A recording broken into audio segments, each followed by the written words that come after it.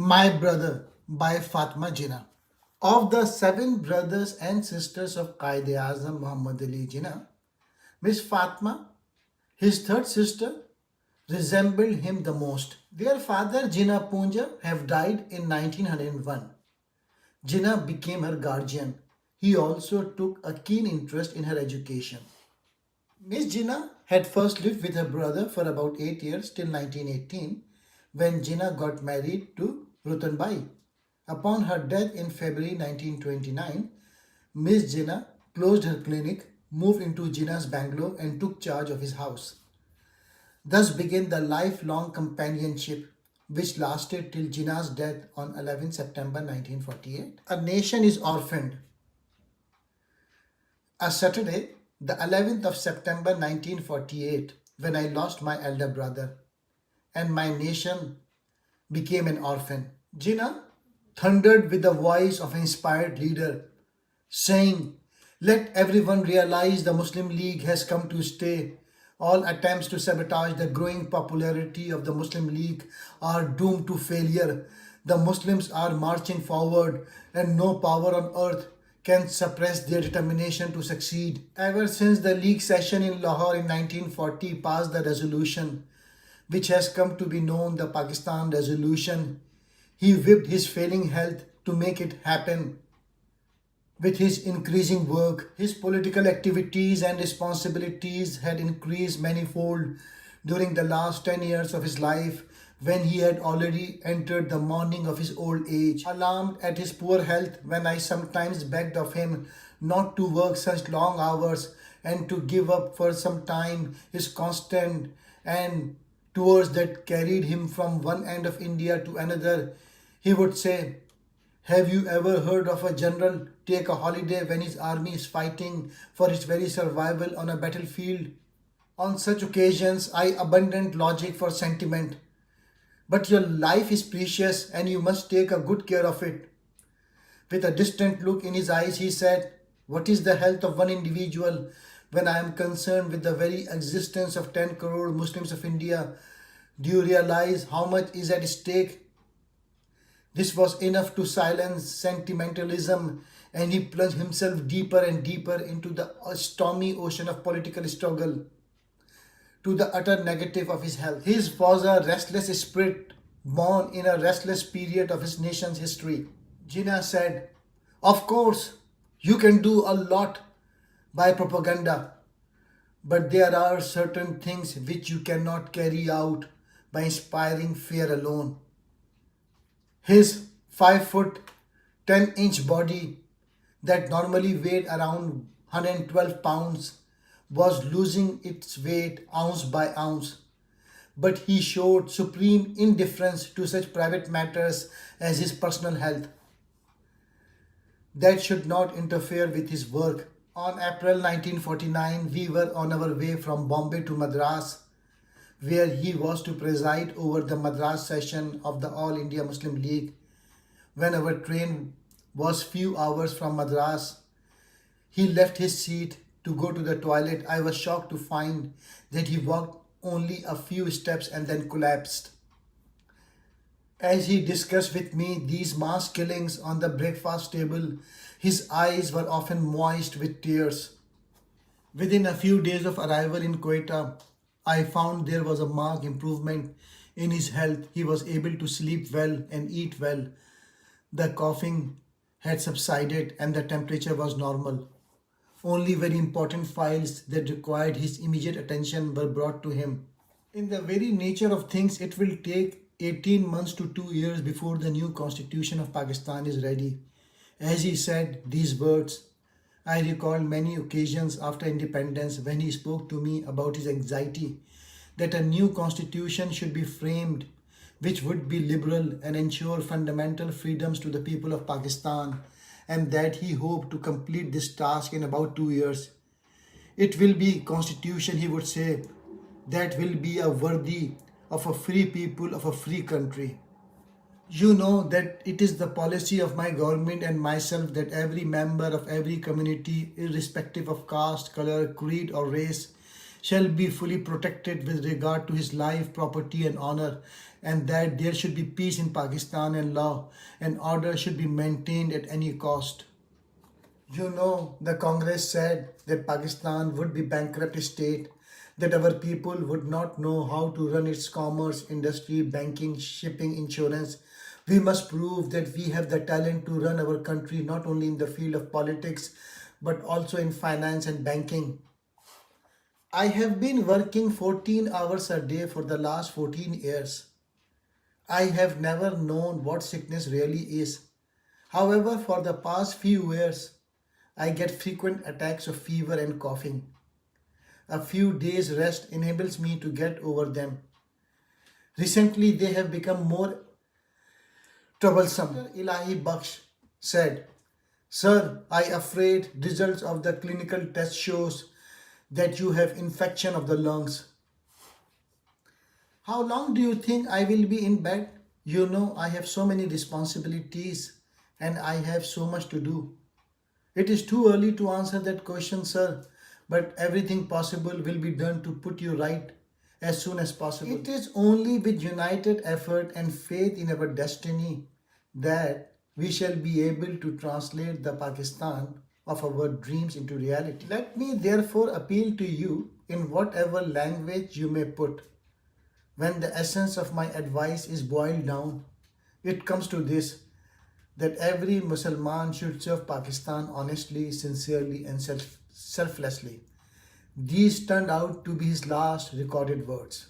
Towards the end of August, the Qaid-e-Azam suddenly became apathetic, and one day, looking intently into my eyes, he said, "Fati, I am no more interested in living. The sooner I go, the better." On 1st September, Dr. Ilahi Baksh, in a depressed voice, said to me, "The Qaid-e-Azam has had a hemorrhage. I'm worried. We must take him to Karachi. The altitude of Quetta is not good for him." His health began to deteriorate. Nearby stood hundreds of herds of refugees who went about their business not knowing that their Qayad, who had given them homeland, was in their midst, lying helpless in an ambulance that had run out of petrol. Cars honked on their way. Buses and trucks streamed to their destination, and we stood there immobilized in an ambulance that refused to move an inch, with a precious life ebbing away drop by drop, breath by breath. When he was gently put into his bed, Eli's watch told me that it had been more than 2 hours after we had landed at Maripur airport. 2 hours from Quetta to Karachi and 2 hours from Maripur airport to the Governor General's house. Here he had landed about a year ago, full of hope, full of confidence that he would build Pakistan into a great nation. Thousands had thronged to welcome him, including cabinet ministers and members of the diplomatic corps. He slept for about 2 hours undisturbed, and then he opened his eyes, saw me, and signaled with his head and eyes for me to come near him. He made one last attempt and whispered, "Fati, Khuda Hafiz, La ilaha illallah Muhammadur Rasulullah." His head dropped slightly to his right, his eyes closed. I ran out of the room, shouting, screaming, "Doctor, doctor, be quick, my brother is dying. Where are the doctors?" In a few minutes, they were there examining him and giving him injections. I stood there motionless, speechless. Then I saw them cover his whole body, head to foot, with a white sheet. I knew what it meant. Death had come to take him away from the life that must end to a life which is eternal, immortal. The news of his death must have spread far and wide. The huge iron gates of the Governor General's house, where normally strict security measures prevent unauthorized entry, opened themselves wide, and endless streams of people came from all directions. Soon, many of them were in the room where he lay undisturbed in a sleep that was beyond awakening. I sat there oblivious of my surrounding. I lost count of time. I had completely lost myself in my irreparable loss. Chapter 2. From Kathiawar to Karachi. He had three sons, Walaji, Nathu, and Jinnah, the last name being his youngest son, and a daughter, Manbai. His father gave him little cash but much advice that before he invested his money in any business, he should make a thorough study as to which would be the best business to enter. Having an analytical and cautious mind, my father was not a man to rush into a venture in hurry. It did not take him long to find a few profitable lines in which he could do quick buying and selling. While greater chances of business in Bombay tempted his mind, destiny made decision for him, a decision which resulted in my father and mother migrating from Kathiawar to Karachi. He had never seen a city as big as Karachi, although at that time all that it could boast of was khadda, where sailing boats daily brought big catch of fish to be dried in the open space under the sun and to be stocked in fish go downs that littered the coastline. Kharadar, which, as its name implies, was a cluster of houses where the saltish waters of the Arabian Sea wrinkled themselves on street lanes and by lanes. Mithadar, where the sweet waters of Leari and Mali rivers could be obtained by digging knee-deep wells, and Sadar, where British troops had their cantonments and barracks. Muhammad Ali sat in the arms of my mother, surrounded by our numerous relatives. Kharadar, a midwife who was considered to be among the best in the city, whom mother engaged in advance, and it was her hands trained in the medical college of everyday experience that brought into the world my mother's first child, a boy. The day was a Sunday, and the date was 25th of December in the year 1876. The baby boy was weak and tiny, having slim, long hands and a long, elongated head. The parents were seriously worried about his health. This little baby that was underweight by quite a few pounds. Muhammad Ali was now about 6 years old, and my parents engaged a teacher to teach him Gujarati at home. They thought he was still too young to be sent to school, and the nearest school was at quite a distance from our house, a distance which they thought was too much to be covered on foot by a boy of 6. He was disappointed to find that other boys defeated him, securing more marks than he did. He who had always looked upon himself as superior to other boys at play found that he could not be the first in his class. On the one hand, he had to abandon his play for so many hours a day to attend school, and the other hand, these hours at school did not yield to him the honor of being the topmost pupil. He developed a childish aversion for books and school, to the horror of my father, who was anxious to give his son sound education in order to enable him to join his own business after he had passed his matriculation examination. My mother, who had a blind faith in the destiny of her son, frequently saying, "My Muhammad Ali is going to be a big man. He will be very clever, better than the other boys." My father got him admitted once again in Sindh Madrasa, and the records of the school show that this time his serial number of admission was 178 and the date of admission 23-12-1887. The school previously attended being Anjuman Islami School, Bombay. By now, Muhammad Ali had developed a great fascination for horse riding. My father owned number of carriages, which was the aristocratic way of transportation in those days. Muhammad Ali was about 10 years old when my father got him admitted in Sindh Madrasa as a student in 4th standard Gujarati. Records of the school show that he was in serial order the 1114 boy to be admitted. My mother was adamant. How can she allow her darling Muhammad Ali to be away from her for 3 years? Father explained to her that it was in the best interest of the boy's own future, also of their family business, Jinnah Punja and Company, and after all, 3 years would soon be over. Mother agreed after days of persuasion, but she put her own condition for her consent. England was a dangerous country to send an unmarried young man to, particularly a young man who was handsome, her Muhammad Ali. She was afraid he might get married to English girl. That would be a tragedy for the Jinnah Puja family. Father agreed with her reasoning, and the question arose where they would get Muhammad Ali married to. As was the custom in those days, Muhammad Ali acted as obedient son, accepting the decision of his parents, and he thus came to be engaged to Emma Bai of Panali.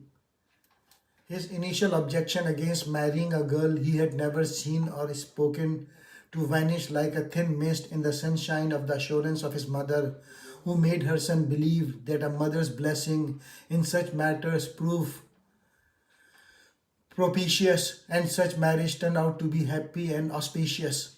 As a result of this engagement to be followed by marriage before his departure for Panali, he left Saint Madarsa while he was studying in 5th English, and the school record shows the entry Muhammad Ali Jinnah left school to go to the Kutch on account of marriage. Village Maulvi performed the nikah ceremony, recited a few verses from Holy Quran, and the two became husband and wife. He was hardly 16 and he was embarking on the uncharted waters of the matrimonial ocean. He had never spoken to a girl of his age outside the circle of his own sisters and cousins. He had never seen the face of his bride with whom he was expected to share his life. He had never spoken to her. My son, I hate to be away from you, but I am sure this visit to England will help you to be a big man. This has been my dream all my life. His son listened to his mother in silence, and she continued, Muhammad Ali, you are leaving now on a long journey. I have a feeling I will not live to see you come back from England. And she sobbed. Muhammad Ali embraced his mother, overcoming with choking emotion. Chapter 3. A businessman becomes a barrister. While the ship carrying him across the seas to England kept its course with the help of charts, compass, and stars, my brother was embarking on the uncharted ocean of a new life in a country that was completely unknown to him. Winter was in full blast, and Muhammad Ali found life in London rather depressing. He was not used to such severe weather. It was quite an experience. I was young and lonely, far from home, far from my parents. I was in a new country where life was so different from the life I had known in Karachi. The London County Council a few years back put up a plaque on this building which reads Qaid-e-Azam Muhammad Ali Jinnah 1876-1948, founder of Pakistan, stayed here in 1895. Not long after the Qaid had left Karachi for England, his wife Emma Bai died. He had not lived long enough with his child wife, whom he had married at the dictates of parental authority, so he was not much grieved by her death. But when he received the news while still studying at Lincoln's Inn about the death of my mother, who died in childbirth when my younger brother Bunda Ali was born, the shock was unbearable for him. He wept and sobbed for hours for his departed mother, whom he loved more than anything else in the world. After the death of my mother, the business of my father went on suffering, reverse after another. He was by now prematurely old man, a widower with 6 children, some young and some still babies to look after. As soon as my father learned from his son that he had joined the Lincoln's Inn and that it would take him 3 years to be full-fledged barrister, my father wrote to him to give up this unprofitable pursuit and to return home immediately. In spite of a strongly worded letter, the Qaid wrote back in pleading tone and words to my father to allow him to remain in England and to complete his education. The Qaid was about 18 when he had already lost his mother, his wife, and was aware that the prosperous family business, so painstakingly built up by his father, was on the verge of collapse. He said he admired the British institution of free speech, and there he was, an Indian who would exercise the right of free speech and demand justice for his countrymen. He was quite right. Without free speech, a nation is like a rose bush that is planted in a place where there is neither sunshine nor air. Little did he know at that time that his decision to migrate to Bombay was to be an important milestone in his life and that it would profoundly influence his future. And so, bidding goodbye to his father, his brothers and sisters, he set sail for Bombay. On reaching home, my father was soon in conference with him, explaining to him that the family business was in ruins and that he had to pay large sum of money to a number of business houses, some of whom had filed cases in law courts. In spite of the difficult times through which he was passing, he kept up social contacts, frequently some of the best clubs of Bombay, and very often a guest at parties in the homes of the elite of Bombay.